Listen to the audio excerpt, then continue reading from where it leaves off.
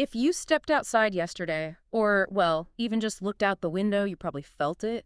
That atmosphere was, it wasn't just heavy. Yeah, it was genuinely dangerous. It's Monday, February 23rd, 2026, and we need to talk about what happened in Jalisco yesterday. Because it's impossible to ignore. Yesterday, Sunday the 22nd, Nemesio Oseguera Cervantes, El Mencho. right, El Mencho, was killed in a military operation in Tapalpa. And remember, Tapalpa isn't usually a war zone. It's a resort town, so this was highly visible. Highly visible, and the reaction was, well, basically instantaneous. We aren't just talking about a few police sirens here. Not at all. The numbers I'm seeing are just staggering. 252 blockades across 20 different states. Wow, 20 states. Yeah, and Jalisco alone dealt with 65 of them.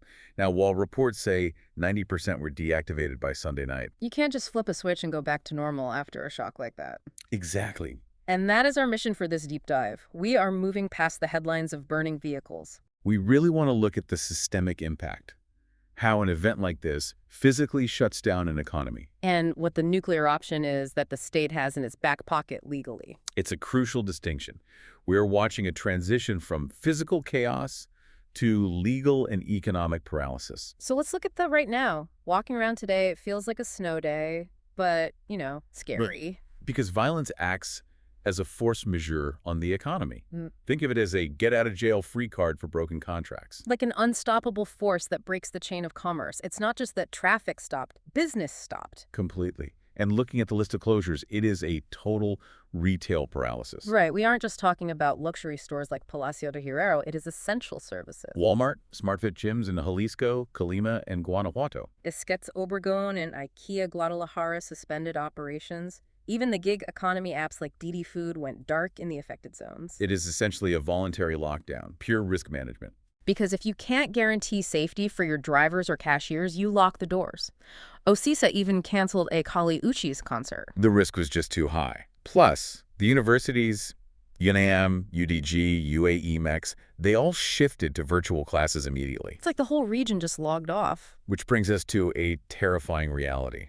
If the economy stops because of cartels, the government can't just sit there. Right. They have a nuclear option in the Constitution to take control back.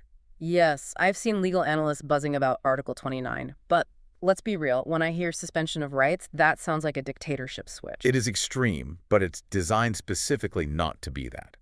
Article 29 allows for a state of exception or emergency. But with checks and balances, right? Exactly. The president has to initiate it, sure, but Congress must approve it. Okay. And the Supreme Court immediately reviews it to ensure it's constitutional. It must be temporary and general. It is not a blank check. Okay, but that's the theory. In practice, if I am a regular citizen, do I really care about the Supreme Court reviewing it? I want to know what this does to my wallet. Well, the fiscal consequences are profound. If activated, the executive gets extraordinary faculties in tax matters. Meaning they could theoretically defer taxes in affected zones because people literally can't get to the bank. Yes. Or, on the flip side, could they use it to take more money? Historically, yes. States of exception can allow for war taxes or special contributions to fund security without going through the standard, slow legislative process. That makes me nervous. Surely there are lines they can't cross. There are. We call it the hardcore of rights. Even in a total emergency, the state cannot suspend the right to life, personal integrity, religion, or the rights of children. And the prohibition of torture, I assume. Absolutely. They can't just make people disappear legally. That is reassuring. But bringing it back to the ground level, if I am an accountant or a lawyer in Jalisco right now, and I miss a deadline because my city is blockaded, am I getting fined? This is where that concept of force majeure saves you. Insecurity becomes a valid legal defense. Because you can't be penalized for surviving. Exactly. If you miss a tax deadline because it was physically unsafe to comply, that is a defensible position. So, to recap, we went from a military operation in a resort town to closed department stores and the constitutional mechanics of a state of emergency. It connects the dots between security and stability. You cannot have a functioning market without peace. And here is the provocative thought I want to leave you with. If insecurity is already acting as a de facto suspension of guarantees, forcing businesses to close and students to stay home, at what point does the legal definition of normalcy need to be rewritten? I mean, shouldn't citizens be automatically protected from fiscal penalties during these undeclared emergencies?